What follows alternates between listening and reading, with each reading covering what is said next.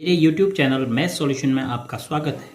यदि आपने अभी तक चैनल को सब्सक्राइब नहीं किया है तो प्लीज़ चैनल को सब्सक्राइब कर बेल आइकन का बटन जरूर प्रेस कर लें, जिससे कि गणित के किसी भी प्रश्न पर बनने वाली वीडियो अपलोड होते ही नोटिफिकेशन के द्वारा आप तक शीघ्र पहुँच जाए।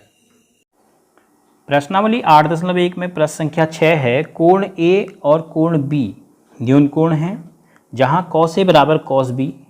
तो दिखाइए कि कोण ए बराबर कोण बी। देखो, एक समकोण त्रिभुज में दो न्यून कोण होते हैं, क्योंकि यदि एक समकोण हो गया तो बाकी दो न्यून कोण ही होंगे। अब हमें दो न्यून कोण के बारे में क्या जानकारी है। एक कोण ए है, इसका नाम ए, इसका नाम बी, दोनों न्यून कोण है, तो सी को हम समकोण मान लेते हैं।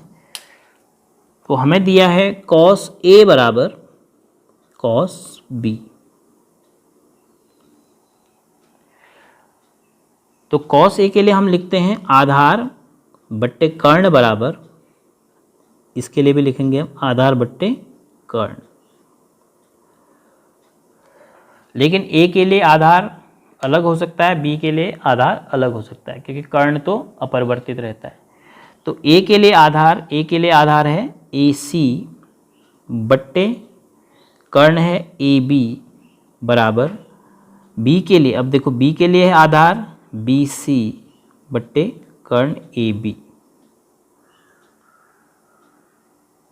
अब देखो, ए बी और ए बी रेखाखंड की लंबाई बराबर होगी, इसलिए ये दोनों कैंसिल हो गए। तो आपको क्या मिला, ए सी बराबर बी सी।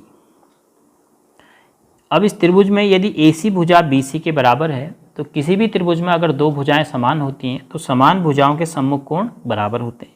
अब ए सी क्या सम्मुख कोण क्या हुआ, बी, तो कोण बी बराबर बी सी का सम्मुख कोण ए।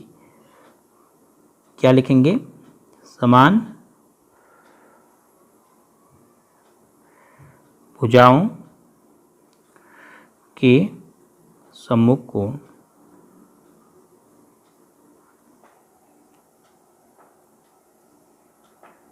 तो इस प्रकार हम सिद्ध कर सकते हैं कि कोण ए और कोण बी बराबर हैं, यदि cos ए बराबर cos बी है, बशर्ते कि ए और बी दोनों को न्यून कोण होना चाहिए।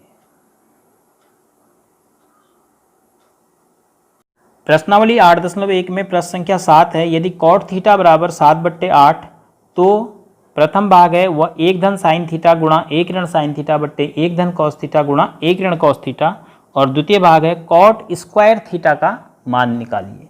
इस प्रश्न में हम ये भी समझ पाएंगे कि cot स्क्वायर थीटा का मतलब क्या है। तो सबसे पहले हमें cot थीटा की मदद से कौन दो भुजाएं पता चल जाएंगी। cot थीटा बराबर 7/8 से cot के लिए हम आधार और लंब का अनुपात लेते हैं, तो बराबर 7/8। तो इसका मतलब हुआ हम एक ऐसा समकोण त्रिभुज बनाएंगे जिसके लिए आधार बराबर रखेंगे हम 7m और लंब बराबर रखेंगे उसके लिए 8m के बराबर। तो सर्वप्रथम एक त्रिभुज का निर्माण हम करते हैं, जिसके लिए लंब 7 और आधार 7 और लंब 8 रखते हुए कोण का हम नाम देंगे थीटा। तो इस कोण का नाम थीटा, तो ये 8m और ये है 7m। तो इसका नाम हम कुछ भी दे सकते हैं अब ए बी सी, क्योंकि कोण थीटा से मार्क है, तो बी पे 90 अंश का कोण बना है। तो समकोण त्रिभुज ए बी सी में तीसरी भुजा निकालते हैं। ए बी सी में क्या पता है आपको, कर्ण का वर्ग बराबर क्या होता है, आधार का वर्ग धन लंब का वर्ग। कैसे पता है, बौधायन पाइथागोरस प्रमेय से।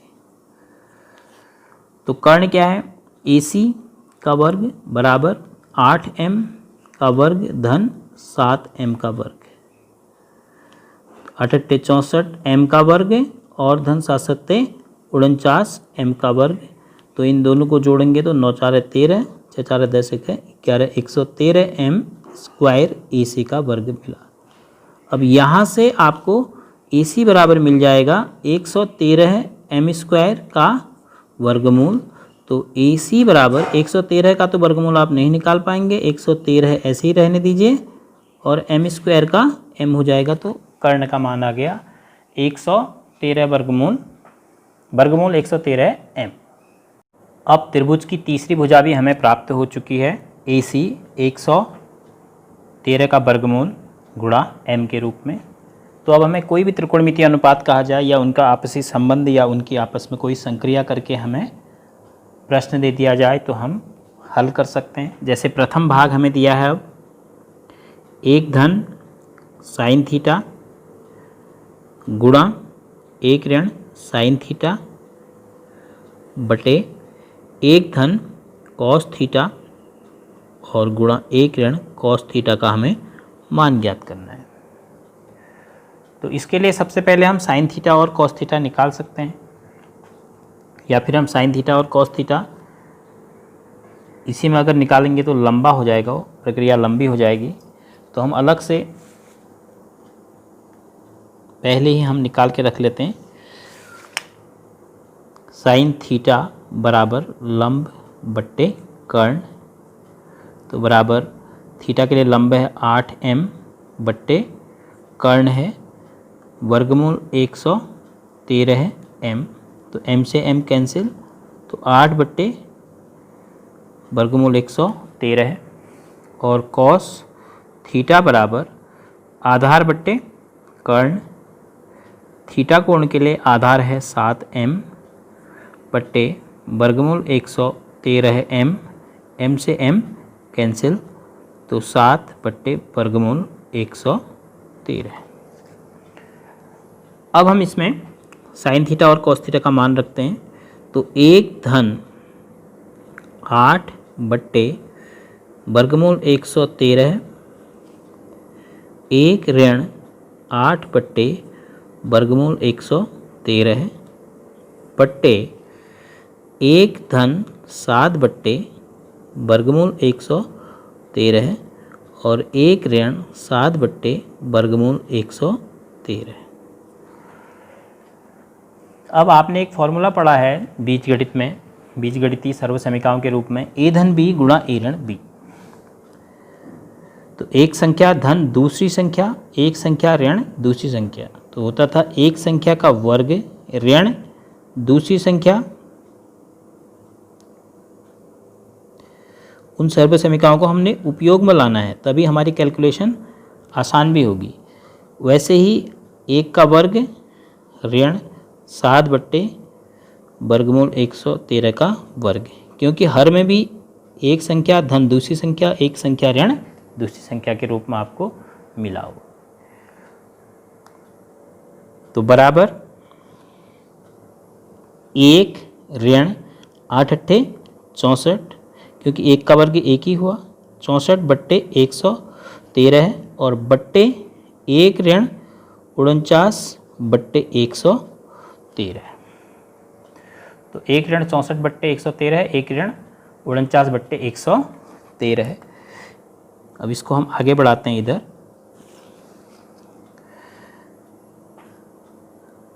आप उसको नीचे को करते जाना, क्योंकि आपकी ई लर्निंग मैथ्स की कॉपी में जगह होगी। अब चूँकि यहाँ पर वीडियो आपको दिखाना भी है, इसलिए जगह बनाने के लिए अब इसी को हम इधर सॉल्व कर रहे हैं। बराबर 113 1 का 113 है, ऋण 64 बट्टे 113 है। यह तो हमने काम किया अंश में।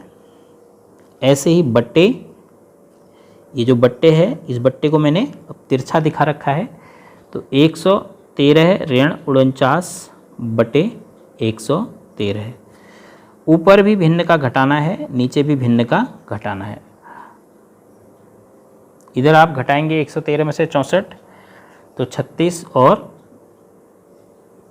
49 बचा बट्टे 113 है। अब इस बट्टे को अभी रहने देते हैं, अगले स्टेप में करेंगे। इसमें से इसको घटाएंगे तो 64 बचेगा, 113 है। अब एक भिन्न को दूसरे भिन्न से भाग देना है। 49 बट्टे 113 है गुणा 113 बट्टे 64, तो ये 113 कैंसिल, क्योंकि जब भी हम भाग के चिन्ह को गुणा बदलेंगे तो भाग जिस भिन्न से दे रहे हैं, क्योंकि 64 बट्टे 113 से भाग दे रहे हैं, तो इसके व्युत्क्रम से हम गुणा करेंगे, तो इस भिन्न को पलट देंगे। तो आंसर आ गया 49/64। अब यहाँ पर जो प्रश्न लेंदी हुआ है वो सरलीकरण के कारण हुआ। अब ट्रिग्नोमेट्री का काम यहाँ तक था। देखो यहाँ पर 1 धन साइन थीटा 1 ऋण कॉस थीटा 1 ऋण साइन थीटा 1 धन कॉस थीटा 1 ऋण कॉस थीटा का आपने मान रखा। उसके बाद सब गणितीय सरलीकरण हो रहा है, तो सरलीकरण में हमें समय लगा है। अब उसके बाद जो दूसरा भाग है, दूसरा भाग हमें प्राप्त करना है cot square theta. Cot square theta का मतलब हुआ कि जो कॉट थीटा का मान आएगा उसका वर्ग करना हुआ, तो इसको कॉट स्क्वायर थीटा लिख दिया जाता है। कॉट थीटा के एक अनुपात है, किसका अनुपात है वो? आधार और लंब का अनुपात है, उसका हमें वर्ग करना है। अब आधार क्या है थीटा के लिए? 7m है, और लंब क्या है? 8m है, इसका वर्ग करना है। तो m से कैंसिल हो गया, तो कितना उत्तर आया? 7 का वर्ग 49, इसका आंसर भी उतना ही आया बट्टे 8 का वर्ग 64। तो इस प्रश्न के प्रथम भाग का मान भी 49/64 आया और द्वितीय भाग का मान भी 49/64 आया।